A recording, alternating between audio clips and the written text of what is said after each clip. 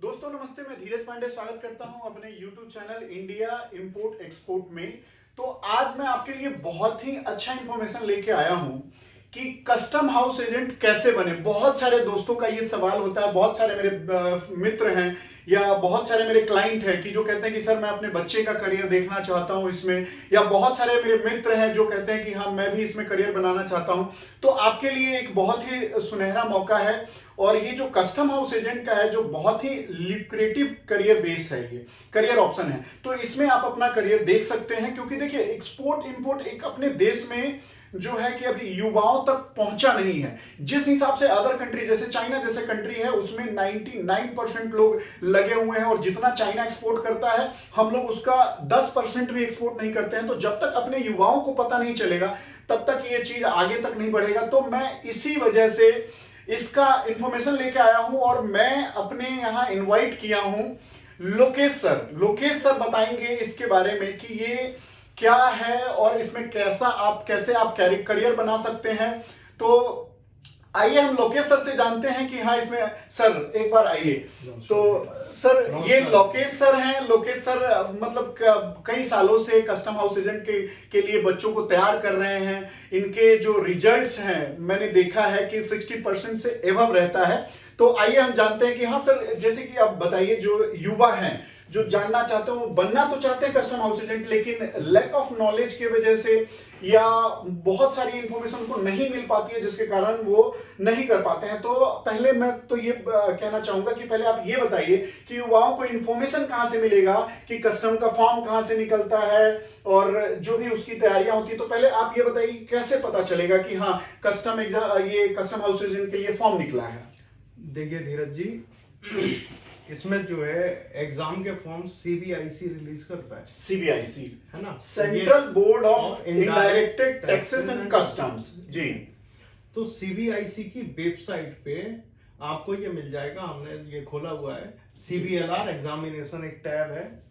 इसमें जाके आपको आप देख सकते हो इतने सारे नोटिफिकेशंस आए हुए हैं जी। Notice regarding conduct of oral examination जो कि अभी लास्ट ईयर का होने वाला है जी, उसके रिगार्डिंग है।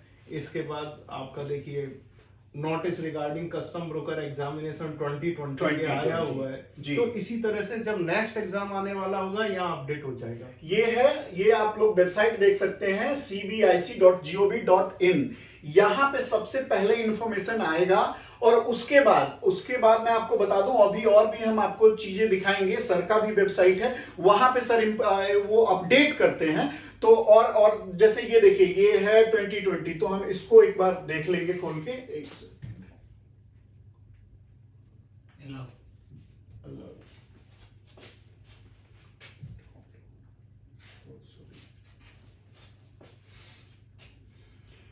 तो ये आप देखिए जैसे कि ये सर ये तो पुराना है 22 अगस्त 2019 का। यस, उसमें कोई इशू नहीं है। इस तरह से आप देख सकते हैं कि ऐसे हाँ प्रेस रिलीज है। देखिए पेपर में भी होता है लेकिन पेपर पे लोग इतना ध्यान नहीं देते हैं।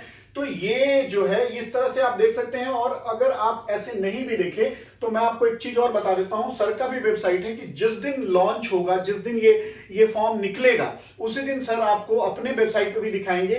मैं आपको बता सर वहां से हाँ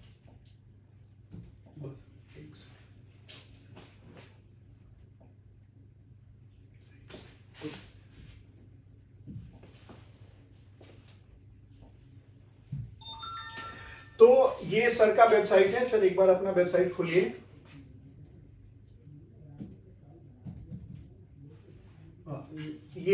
ये सर का वेबसाइट है जो कि प्रोफेशनल स्टडी पॉइंट, और यहाँ पे सर का नंबर भी वहां ऊपर फ्लैश कर रहा है। तो आप लोग इनसे अब आगे का इंफॉर्मेशन भी लेंगे और सर अभी बताएंगे कि इसमें कि अच्छा सर एक चीज बताइए कि क्या क्वालिफिकेशन चाहिए इसके लिए एग्जाम कंडक्ट करने के लिए। देखिए धीरज जी, इसमें क्या है एग्जाम क्राइटेरिया में सबसे पहले तो बंदा ग्रेजुएट होना चाहिए। देन अगर वो इसमें 2 रूट हैं इसमें एंटर होने के। जी जी जी। पहला रूट है डायरेक्ट रूट, जिसमें अगर आपके पास कोई प्रोफेशनल डिग्री है जी, लाइक आपने सीए किया है जी, एमबीए किया है जी, सीएस किया है जी, या कॉस्ट अकाउंटेंट हैं हाँ, आप, सीएस या के लिए मेरे ख्याल में सर लास्ट ईयर में ही जोड़ा गया था, इससे No, पहले एलएलबी नहीं, था। नहीं और जी पहले से था Okay, सीएस, जी। आप सही कह रहे हैं, पहले एलएलबी था, देन अब एलएलएम हो गया है। ओ जी जी जी जी। तो आपका तो point अब जो है- अगर आप एलएलबी किए हुए हैं तो आप नहीं, जबकि एलएलएम करना होगा तब आप ये फॉर्म भर हाँ, जब सकते कर हैं लेंगे LLM। जी। कि ये इस वजह से किया गया है क्योंकि बहुत सारे एडवोकेट इस फॉर्म को भर रहे थे, इसकी वजह से क्या किया गया है, अब एलएलएम कर दिया गया है जी। देन नेक्स्ट रूट जो आता है जी। वो आता है आपका प्रैक्टिस का। मान लीजिए कि आप कस्टम का काम पहले से करते रहे हैं एज एच कार्ड या जी कार्ड, तो अगर आप एक जी कार्ड होल्डर हैं जो कस्टम से रिलेटेड काम करते हैं, उनको पता है कि जी कार्ड क्या होता है। जी तो जी कार्ड, अगर आपने जी कार्ड का एग्जाम पास कर रखा है, देन आपको 2 साल का एक्सपीरियंस होने पे एज ए जी कार्ड आप इस एग्जाम में अपीयर होने के लिए एलिजिबल हैं। इस एग्जाम को कस्टम ब्रोकर रूल 6 एग्जाम भी कहा जाता है जी चूंकि ये CBLR के रूल 6 के अंडर में कंडक्ट होता है। कंडक्ट होता है। तो सर जैसा बताएं कि आपको देखिए, एक तो अगर जी कार्ड के अंडर में आप 3 साल जी एज ए जी कार्ड अगर आपने जॉब कर लिया है 2 साल और आप ग्रेजुएट हैं तो आप इस एग्जाम के लिए एलिजिबल हैं। और जो सर जो जी कार्ड नहीं करते हैं या जो कस्टम में नहीं काम कर रहे हैं, जो बहुत सारे स्टूडेंट हैं जो आजकल MBA करके बैठे हुए हैं या और भी जो चाहते हैं कि मैं इस फील्ड में बनाऊं, तो सर उनके लिए क्या करेंगे? वो डायरेक्टली इसमें अपीयर हो सकते हैं। जी। MBA वाला स्टूडेंट डायरेक्टली इसमें अप्लाई कर एक सकता तो है। हो गया MBA किया हो, जी। LLM किया हो, LLM जी, CA किया हो, CA CS किया हो, CS Indian cost and works accountant हो। Okay, Indian cost and works account, ये 5 चीजें, ये CA हो या LLM हो या CS हो या Indian cost account cost accountant हो या इंडियन कोस्ट अकाउंटेंट और या MBA किया या MBA। तो देखिए जनरली बहुत सारे स्टूडेंट हैं अपने यहाँ जो MBA किए हुए होते हैं, तो उनके लिए बहुत बड़ा ये चांस है कि हाँ वो ये कोर्स करके, सॉरी ये एग्जाम में अपीयर होके आप अपना करियर इसमें बना सकते हैं जी। तो इसके आगे जैसे ये तो हो गया सर एजुकेशन क्वालिफिकेशन। इसमें इसके साथ एक और मेजर पॉइंट है जो जी। मुझे आपको बताना चाहिए जी, कि इसमें 5 लाख रुपए की आपको सॉल्वेंसी लगानी होती है सॉल्वेंसी तो at the time of application submission. जब हम फॉर्म फिलअप जब आप करेंगे फॉर्म सबमिट तो करोगे 5 लाख रुपए की सॉल्वेंसी। ये सॉल्वेंसी सर क्या होता है? सर ये एक फाइनेंशियल वायबिलिटी सर्टिफिकेट होता है जी। जो कि कोई भी शेड्यूल्ड बैंक जी इश्यू कर सकता है। जी अब पहले के सालों में तो CA का जी सर्टिफिकेट जी हाँ, मुझे जहां तक याद है कि पहले ये सॉल्वेंसी सर्टिफिकेट अगर CA इशू करता था तो उस बेस पे हो जाता था। तो क्या अब ये चेंज हो गया है, अब CA के करने पे नहीं होगा? रिटर्न में कुछ नहीं चेंज हुआ है, पर जी। लास्ट टू लास्ट ईयर बहुत सारे ऐसे एग्जाम फॉर्म थे जी जो CA के सर्टिफिकेट के बेसिस पे रिजेक्ट हुए थे। अच्छा। तो ये एडवाइजेबल है हाँ। कि सॉल्वेंसी जब आप सबमिट करें तो बैंक की हो तो ज्यादा अच्छा है, अदरवाइज डाउटफुल केस होगा। डाउटफुल केस है।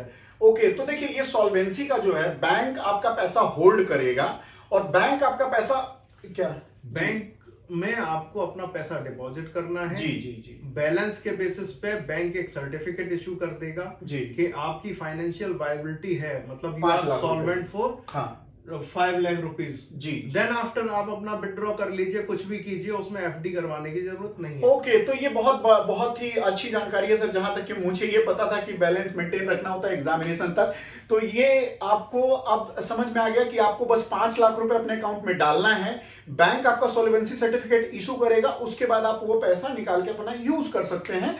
तो और सर आगे बताइए कि हाँ जैसे सॉल्वेंसी सर्टिफिकेट हो गया सर्टिफिकेट जी, ये 2 मेजर डॉक्यूमेंट हैं जो आपकी डिग्री हो आपके पास, डिग्री और सॉल्वेंसी और सर्टिफिकेट। सॉल्वेंसी सर्टिफिकेट हो, बाकी तो नॉर्मली आपका आधार कार्ड, जी। आपका पैन कार्ड, जी। ये सारे डॉक्यूमेंट्स लगते हैं, एड्रेस प्रूफ, जी। ये सारे डॉक्यूमेंट्स उसके साथ सबमिट होते हैं। 500 रुपीज फीस होती है। 500 रुपीज एप्लीकेशन फीस 500 जी। रुपीज है जो TR6 चालान के साथ जमा होती है बैंक में। अभी तक ये एग्जाम फॉर्म सबमिशन का जो प्रोसेस है वो ऑफलाइन है, ऑफलाइन है, बट मैं देखता हूँ कि नियर फ्यूचर में हो सकता है ऑनलाइन हो सकता है। ऑफलाइन से मतलब ये है कि आपकी जो सर ने जो डॉक्यूमेंट बताया, आपके qualification certificate plus solvency certificate plus आपका आधार कार्ड, पैन कार्ड और एड्रेस प्रूफ, ये सारा, तो ये हार्ड कॉपी से मतलब यहाँ ये है और ऑनलाइन से ये मतलब है कि ये जो सारे डॉक्यूमेंट सर ने बताए हैं, इन सारे डॉक्यूमेंट को जैसे कि हमें एक फोटो कॉपी करके या कहीं जहां हार्ड कॉपी चाहिए वो हार्ड कॉपी वो ले करके हमें आईजीआई एयरपोर्ट पे सबमिट करना होता है, उसको बोलते हैं वो हार्ड कॉपी। आने वाले टाइम में ये सब कुछ ऑनलाइन होने वाला है, तो आप घर बैठे बैठे इस फॉर्म को सबमिट कर सकते हैं। लेकिन फिलहाल अभी क्या है, इस फॉर्म में क्या सावधानी बरतना चाहिए? अच्छा सर, एक सवाल है कि क्या वो रेसिडेंट दिल्ली का होना चाहिए? नहीं, जरूरी नहीं है। अच्छा, वो कहीं का भी हो जी, बट उसका एड्रेस प्रूफ सबमिट होता है जी, तो आसपास के एरिया का हो तो ज्यादा अच्छा है। ज्यादा अच्छा है। तो जैसा कि आप जाने कि अगर आप ये फॉर्म सबमिट कर रहे हैं, तो अगर दिल्ली में कर रहे हैं तो दिल्ली का कोई एड्रेस प्रूफ हो तो वो ज्यादा इफेक्टेबल है। बाकी आप कहीं से भी कर सकते हैं, कहीं का भी एड्रेस प्रूफ लगा सकते हैं और पार्टिसिपेट कर सकते हैं। और सर कोई जो आप स्टूडेंट को आप बताना चाहें कि हाँ ये सावधानी बरतनी चाहिए, क्या पढ़ना चाहिए उनके लिए, क्या कैसी तैयारी होनी चाहिए सर? देखिए, अब तैयारी की जहां तक बात है तो एक्सपर्ट लेवल की आपको प्रोफिशिएंसी होनी चाहिए अपने काम में। जी जी। इसका मतलब ये नहीं है कि जो बंदे अभी अभी एमबीए करके आए हैं जिनको इंडस्ट्री का एक्सपोजर नहीं है वो एग्जाम में अपीयर उनको नहीं होना चाहिए। जी जी। ऐसा कतई मेरा मतलब नहीं है। हाँ, एक्चुअली में आपको अपनी नॉलेज उस लेवल तक ले जानी पड़ेगी इस एग्जाम को फाइट करने के लिए जी कि आपकी नॉलेज का लेवल एक एक्सपर्ट लेवल का हो जाए। जी जी। एक्सपर्ट लेवल से मेरा मतलब है कि आपकी पकड़ कस्टम एक्ट पे हो, रूल्स रेगुलेशंस पे हो, फॉरेन ट्रेड पॉलिसी पे हो, प्रोसीजर्स पे हो, आपको पता हो कि कौन सा काम कैसे करना है और आप इतने कैपेबल हो जाएं कि आप इंडिपेंडेंटली उस पूरे प्रोसीजर को फॉलो कर पाए। जी, तो ये कस्टम आपसे एक्सपेक्ट करता है। जी। तो नॉर्मली सर ने जो बताया कि हाँ आपको कस्टम एक्ट की जानकारी हो, फॉरेन पॉलिसी की जानकारी हो, तो नॉर्मली ये सब बुक अवेलेबल है, ऑनलाइन आप मंगा सकते हैं। और दूसरा, जब भी एग्जाम का अनाउंसमेंट होता है उसके बाद सर जो है क्लास देते हैं 2 महीने का, तो आप वहां क्लास भी अटेंड कर सकते हैं। और क्लास अटेंड करके देखिए, जहां तक मेरा पर्सनल एक्सपीरियंस है कि जो सर का जितने भी रिजल्ट आए हैं, जितने भी साल सर ने तैयारी करवाया है बच्चों का, 60% प्लस। बहुत से लोग हैं कि जो उनको फीस से मतलब होगा, लेकिन सर का जो वो है कि मोटिव है कि लोग पढ़े और के पास हो। पढ़ करके अगर जब आप पास होइएगा तो वो इंडस्ट्री के लिए बहुत ही अच्छा होगा, जितना आपको नॉलेज होगा। तो बाकी बुक आप खरीद सकते हैं और सर 2 महीने की कोचिंग देंगे। और जो इनका कोचिंग का रेशियो जो पिछले ईयर का आप उठा के देखेंगे तो 60 प्लस इनका रिजल्ट आया है। जितने जो स्टूडेंट जो अपीयर होते थे सर के तरफ से वो 60 प्लस। मैं एक चीज और आपको बता दूं जी, last to last year it was 90%। वाह, 90% तक रिजल्ट आता है। और ये फीस, कोई कोचिंग का फीस बहुत बड़ा नहीं है, आप लोग बहुत ही नॉर्मल फी होता है। तो आप लोग दे करके 2 महीने का क्लास लेकर के और आप पूरी तैयारी के साथ बैठेंगे। और मुझे 100% विश्वास है, अगर आप तैयारी के साथ बैठेंगे तो 100% पास होंगे। कि जहां तक 90% अगर हो रहे हैं तो गारंटीड है कि आप भी पास होइएगा। और जाहिर सी बात है, जब आप पढ़ के पास होइएगा तो इंडस्ट्री के लिए बहुत ही अच्छा होगा। देखिए, बहुत से लोग कहते हैं कि हाँ जी मैं पास करवा दूंगा पैसे लेके, तो ऐसे लोगों के चक्कर में ना पड़े। क्योंकि देखिए, कभी भी पैसे लेकर के वो आपको नॉलेज नहीं दे सकते हैं, पढ़ के ही नॉलेज आएगा। और भी चीजें सर से हम जानने की कोशिश करेंगे। सर, आपने एक वेबसाइट और हमें सजेस्ट किया था, जैसे ये नेशनल एकेडमी ऑफ ये इनडायरेक्ट टैक्सेस। तो इसका यहां भी देखिए, यहां पे आप लोग देख सकते हैं सीबीएलआर का एग्जाम का भी यहां भी अपडेट आता है। आप यहां से भी और कोई एक्चुअली में क्या है जी कि सीबीआईसी जो है जी पेरेंट एंटिटी है। ओके। उसके बाद दिल्ली कस्टम्स की वेबसाइट है, आप ये हाँ जी जी जी, जो दिल्ली कस्टम की वेबसाइट है, यहाँ आपको ये जो रनिंग जो न्यूज है जी जी जी, इसमें भी आपको मिल जाएगा। हाँ, अदरवाइज एयरपोर्ट एंड जनरल के जो पब्लिक नोटिस हैं इसमें भी आपको मिलेगा। ओके ओके सर, आप यहाँ से भी देख सकते हैं। यहाँ पे ओके, ये 2020 बिल्कुल ये ईयर वाइज होता है, ये ईयर वाइज नोटिफिकेशन है, यहाँ भी देख सकते हैं। और दूसरा क्या है, दूसरा सर आपने इसका क्या ये जो है जी,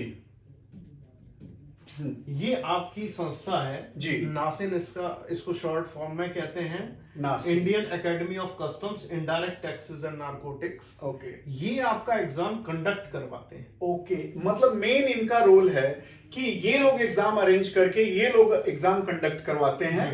और इसका जो है ये हमने क्या देखा था सर? ओके, ये तो बाकी देखिए और भी आप हमारे साथ जुड़े रहिए। आपको जैसे जैसे सर बताए हैं और देखिए जिस हिसाब से सर ने इंफॉर्मेशन दिया है इसी हिसाब से देखिए जो सीएचए का काम है वो लाखों प्रोडक्ट इंपोर्ट होते हैं और लाखों प्रोडक्ट एक्सपोर्ट होते हैं। तो मैं आप लोग के लिए जो दूसरे सीएचए हैं उनको भी साथ में लेकर के आता रहूंगा और एक्सपोर्ट इंपोर्ट से रिलेटेड ईच एंड एवरीथिंग जो भी इंफॉर्मेशन होगा हम आप तक पहुंचाते रहेंगे। और जिस टाइम फॉर्म होगा उस टाइम भी मैं ट्राई करूंगा सर को बुलाने का। सर बहुत बिजी रहते हैं, हमारे लिए टाइम निकल के आए, इसके लिए सर का बहुत बहुत धन्यवाद। और जुड़े रहिए हमसे एक्सपोर्ट इंपोर्ट से रिलेटेड जानने के लिए। और मेरी गारंटी है कि अगर आप कस्टम हाउस एजेंट बनना चाहते हैं तो सर के संरक्षण में गारंटी है आप पास होंगे। फी कोई बहुत बड़ा मैटर नहीं करता, बहुत ही छोटा फी होता है। जो बड़े बड़े इंस्टीट्यूट जो आपसे लेंगे पैसे लाखों रुपए उससे तो अच्छा ही है सर, बहुत ही रिजनेबल फी लेते हैं। तो पढ़िए और पढ़ करके पास करने का मजा ही कुछ और है, ना कि आप किसी को घूस दे करके। और कोई अगर ऐसा कहता है तो जान लीजिए कि हाँ आपको फंसाने की कोशिश करेगा। तो और भी हम आपको प्रोडक्ट रिलेटेड प्लस और भी नोटिफिकेशन से या जो भी जो सीटीएच से रिलेटेड क्वेरी होगा हम सब पे प्रकाश डालते रहेंगे। जय हिंद, जय भारत।